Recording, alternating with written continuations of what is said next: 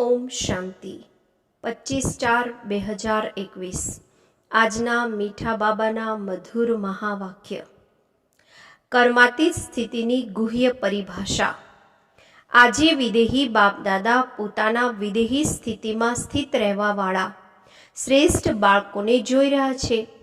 દરેક બ્રાહ્મણ આત્મા વિદેહી બનવાના કે કર્માતીત બનવાના શ્રેષ્ઠ લક્ષ્યને લઈ સંપૂર્ણ સ્ટેજના સમીપ આવી રહી છે.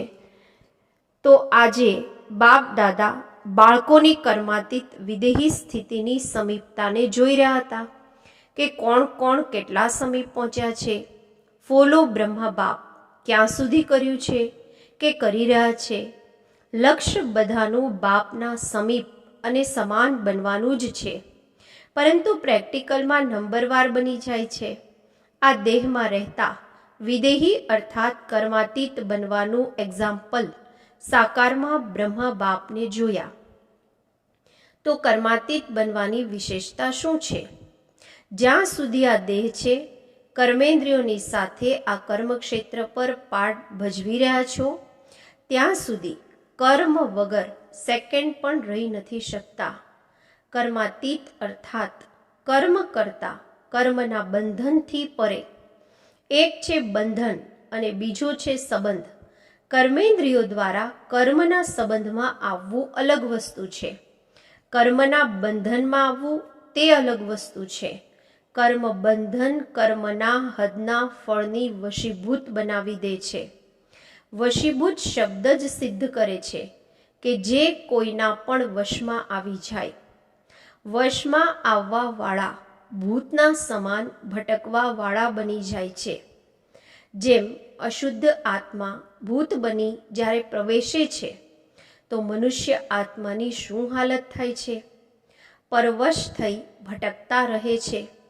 એવી રીતે કર્મના વશીભૂત અર્થાત કર્મના વિનાશી ફળની ઈચ્છાના વશીભૂત છે. તો કર્મ પણ બંધનમાં બાંધી બુદ્ધિ દ્વારા ભટકાવતું રહે છે.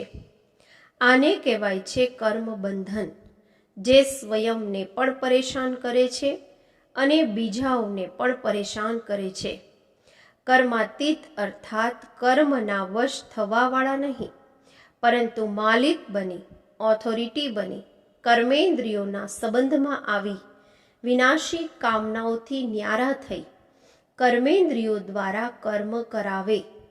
આત્મા માલિકને કર્મ પોતાના અધીન ન કરે, પરંતુ અધિકારી બની કર્મ કરાવતી રહે. કર્મેન્દ્રિય પોતાના આકર્ષણમાં આકર્ષિત કરે છે, અર્થાત કર્મના વશીભૂત બને છે, અધીન થાય છે, બંધનમાં બંધાય છે. કર્માતીત અર્થાત આનાથી અતીત અર્થાત ન્યારા. આંખનું કામ છે જોવાનું, પરંતુ જોવાનું કર્મ કરવા વાળું કોણ છે? આંખ કર્મ કરવા વાળી છે અને આત્મા કર્મ કરાવવા વાળી છે. તો કરાવવા વાળી આત્મા કરવા વાળી કર્મેન્દ્રિયોના વશ થઈ જાય. આને કહેવાય છે કર્મ બંધન. કરાવવા વાળા બની કર્મ કરાવો. આને કહેવાય છે કર્મના સંબંધમાં આવવું. કર્માતીત આત્મા સંબંધમાં આવે છે, પરંતુ બંધનમાં નથી રહેતી. ક્યારેક ક્યારેક કહો છો ને કે બોલવા નહોતા ઈચ્છતા, પરંતુ બોલી દીધું. કરવા નહોતા ઈચ્છતા, પરંતુ કરી લીધું. આને કહેવાય છે કર્મના બંધનમાં વશીભૂત આત્મા. આવી આત્મા કર્માતીત સ્થિતિના નજીક કહેશું કે દૂર કહેશું?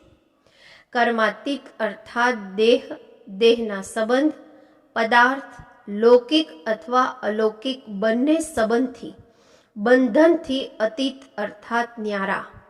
ભલે સંબંધ શબ્દ કહેવામાં આવે છે, દેહનો સંબંધ, દેહના સંબંધીઓનો સંબંધ, પરંતુ દેહમાં કે સંબંધમાં જો અધીન છો તો સંબંધ પણ બંધન બની જાય છે.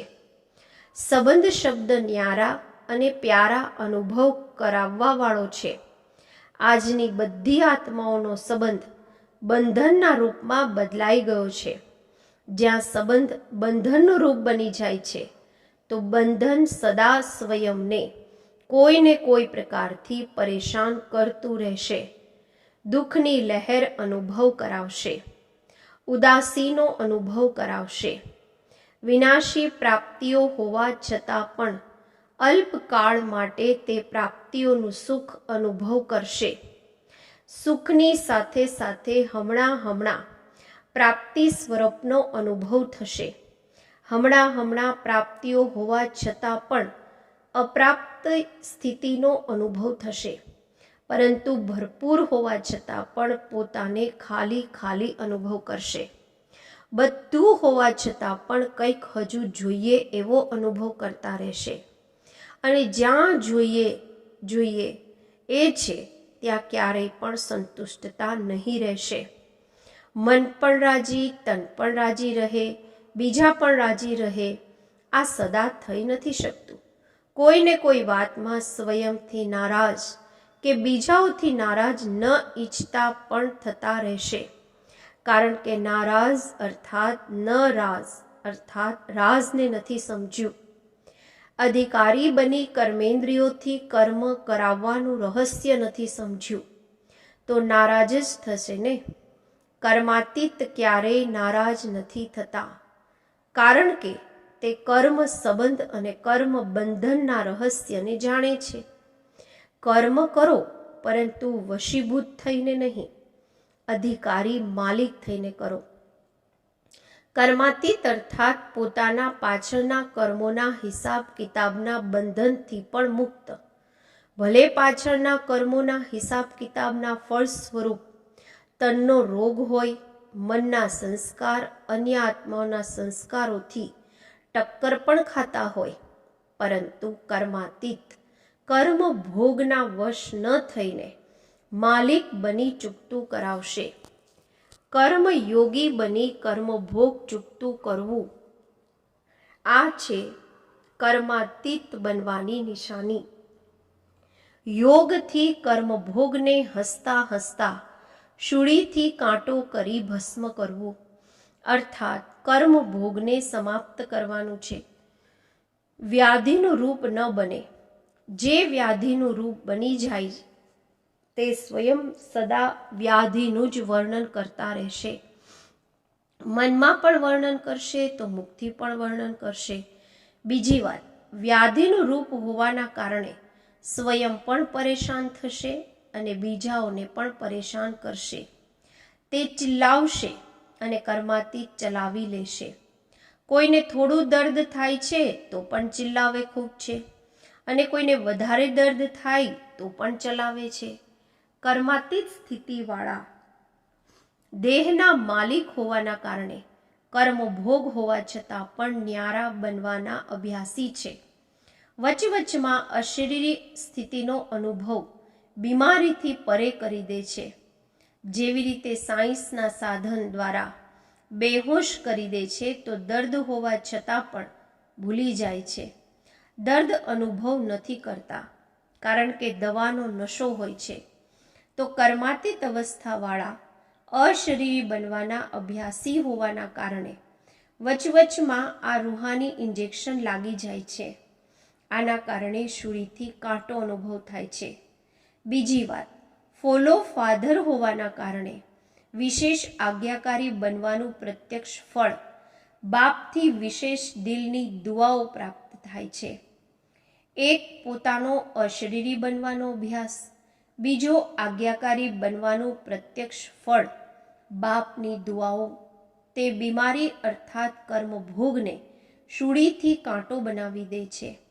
કર્માતીત શ્રેષ્ઠ આત્મા કર્મભોગને કર્મયોગની સ્થિતિમાં પરિવર્તન કરી દેશે. તો એવો અનુભવ છે કે ખૂબ મોટી વાત સમજો છો? સહજ છે કે મુશ્કેલ છે? નાનીને મોટી વાત બનાવવી અર્થાત મોટીને નાની વાત બનાવવી.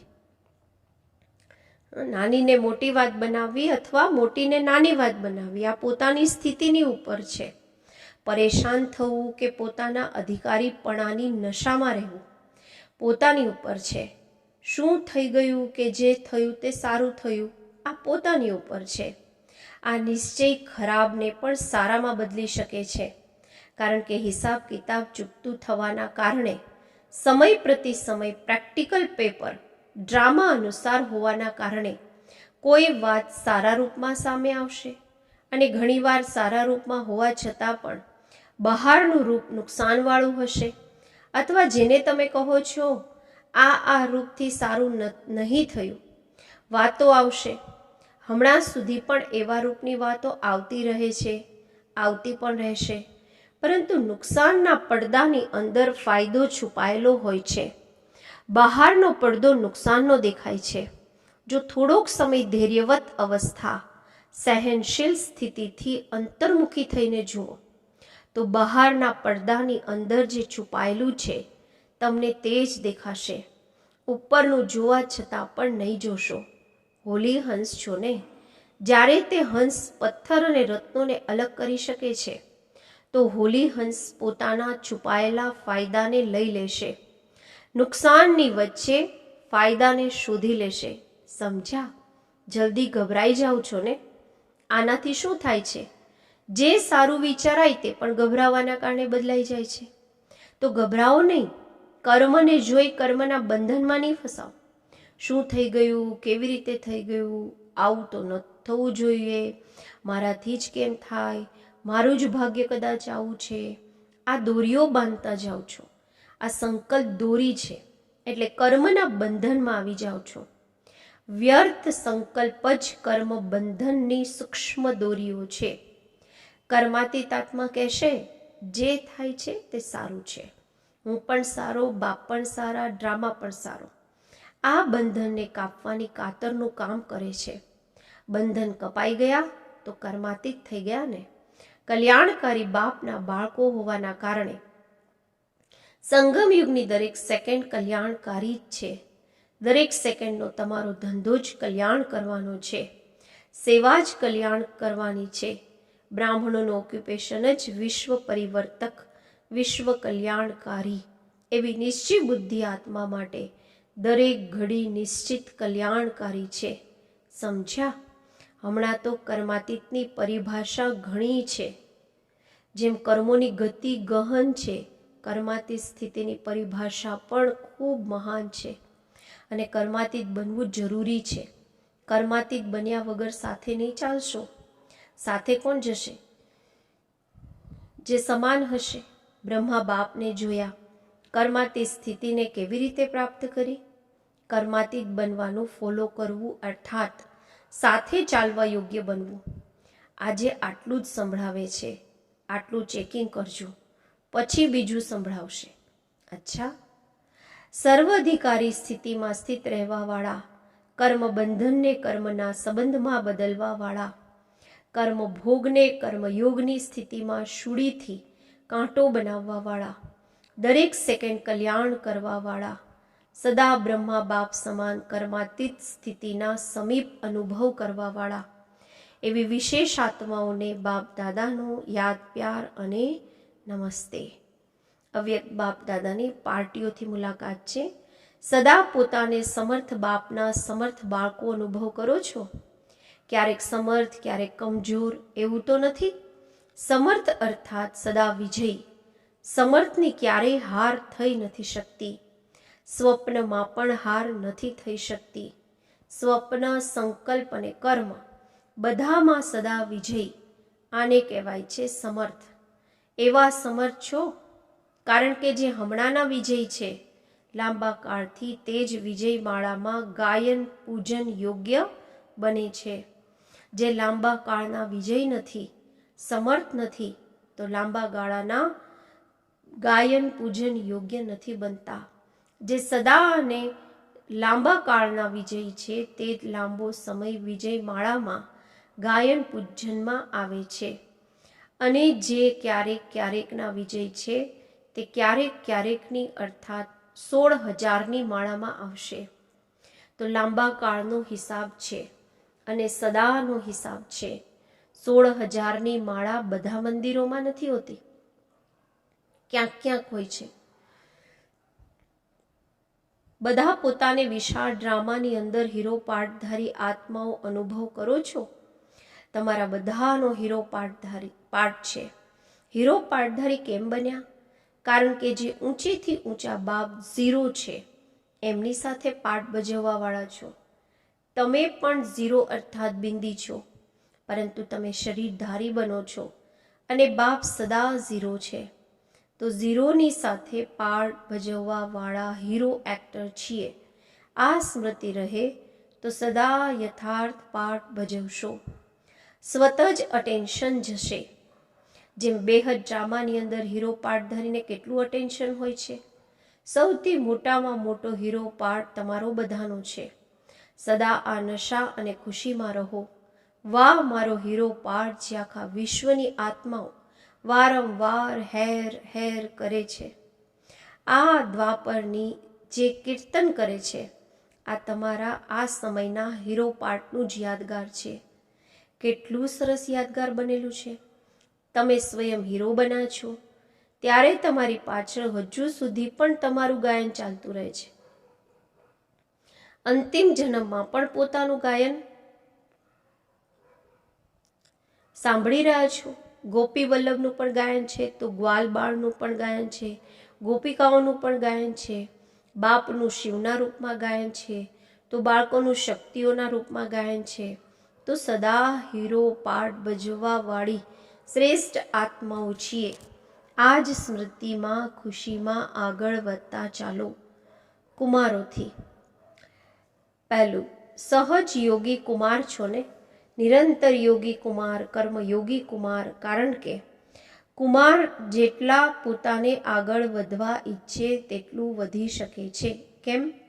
નિર્બંધન છે, બોજ નથી અને જવાબદારી નથી, એટલે હલકા છે. હલકા હોવાના કારણે જેટલા ઊંચા જવા ઈચ્છીએ છીએ જઈ શકે છે. નિરંતર યોગી, સહજ યોગી, આ છે ઊંચી સ્થિતિ, આ છે ઊંચું જવું. આવી ઉચ્ચ સ્થિતિવાળાને કહે છે વિજયી કુમાર. વિજયી છો કે ક્યારેક હાર ક્યારેક જીત? આ રમત તો નથી રમતા. જો ક્યારેક હાર ક્યારેક જીતના સંસ્કાર હશે તો ચોક્કસ એક રસ સ્થિતિનો અનુભવ નહીં થઈ શકશે. એકની લગનમાં મગન રહેવાનો અનુભવ નહીં કરશો. બીજું, સદા દરેક કર્મમાં કમાલ કરવાવાળા કુમાર છો ને. કોઈ પણ કર્મ સાધારણ ન હોય, કમાલનું હોય. જેમ બાપની મહિમા કરો છો, બાપની કમાલ ગાઓ છો, તેમ કુમાર અર્થાત દરેક કર્મમાં કમાલ દેખાડવાવાળા. ક્યારેક કેવા ક્યારેક કેવી રીતે વાળા નહીં, એવા નહીં જ્યાં કોઈ ખેંચે ત્યાં ખેંચાઈ જાઓ. ગબડવાવાળા લોટા નહીં, ક્યારેક ક્યાંક ગબડી જાઓ ક્યારેક ક્યાંક, એવા નહીં. કમાલ કરવાવાળા બનો. અવિનાશી અવિનાશી બનાવવાવાળા છો, એવા ચેલેન્જ કરવાવાળા બનો. એવી કમાલ કરીને દેખાડો જે દરેક કુમાર હરતા ફરતા ફરિશ્તા હોય. દૂરથી જ ફરિશ્તાપણાની ઝલક અનુભવ થાય. વાણીથી સેવાના પ્રોગ્રામ તો ખૂબ બનાવી લીધા, તે તો કરશો જ, પરંતુ આજકાલ પ્રત્યક્ષ પ્રૂફ ઈચ્છે છે. પ્રત્યક્ષ પ્રમાણ સૌથી શ્રેષ્ઠ પ્રમાણ છે. પ્રત્યક્ષ પ્રમાણ એટલા થઈ જાય તો સહજ સેવા થઈ જશે. ફરિશ્તાપણાની સેવા કરો તો મહેનત ઓછી, સફળતા વધારે થશે. ફક્ત વાણીથી સેવા નહીં કરો, પરંતુ મન, વાણી અને કર્મ ત્રણેય સાથે સાથે સેવા થાય. આને કહેવાય છે કમાલ. અચ્છા, વિદાયના સમયે ચારેય તરફની તીવ્ર પુરુષાર્થથી સદા સેવાધારી, સદા ડબલ લાઇટ બની બીજાઓને પણ ડબલ લાઇટ બનાવવા વાળી, સફળતાને અધિકારથી પ્રાપ્ત કરવા વાળી, સદા બાપ સમાન આગળ વધવા વાળી અને બીજાઓને પણ આગળ વધારવા વાળી, એવા સદા ઉમંગ ઉત્સાહમાં રહેવા વાળી શ્રેષ્ઠ આત્માઓને, સ્નેહી બાળકોને બાપ દાદાનો ખૂબ ખૂબ શીખવો પ્રેમથી યાદ, પ્યાર और गुड मॉर्निंग. मीठा मीठा सिकिलधा बाळको प्रति बाप दादा, मात પિતા, બાપ દાદાના યાદ, પ્યાર અને ગુડ મોર્નિંગ. રૂહાની બાપની, રૂહાની બાળકોને નમસ્તે. આપણે બધા રૂહાની બાળકોની, રૂહાની બાપને નમસ્તે. શુક્રિયા બાબા, શુક્રિયા આપનો પદ્મા પદમ, શુક્રિયા. આજનું વરદાન છે, કદમ કદમ પર સાવધાની રાખતા પદ્મોની કમાણી જમા કરવાવાળા પદમપતિ ભવ. આપ બાળકોને ખૂબ ઊંચી સ્ટેજ પર રહેવાની સાવધાની આપી રહ્યા છે, એટલે હમણાં જરા પણ ગફલત કરવાનો સમય નથી. હવે તો કદમ કદમ પર સાવધાની રાખતા કદમોમાં પદ્મોની કમાણી કરતા પદમપતિ બનો. જેવું નામ છે પદમા પદમ ભાગ્યશાળી, એવું કર્મ પણ હોય. એક કદમ પણ પદમની કમાણી વગર ન જાય. તો ખૂબ વિચારી સમજીને શ્રીમત પ્રમાણે દરેક કદમ ઉઠાવો. શ્રીમતમાં મનમત મિક્સ નહીં કરો. સ્લોગન છે, મનને ઓર્ડર પ્રમાણે ચલાવો તો મનમના ભવની સ્થિતિ સ્વતઃ રહેશે. ઓમ શાંતિ.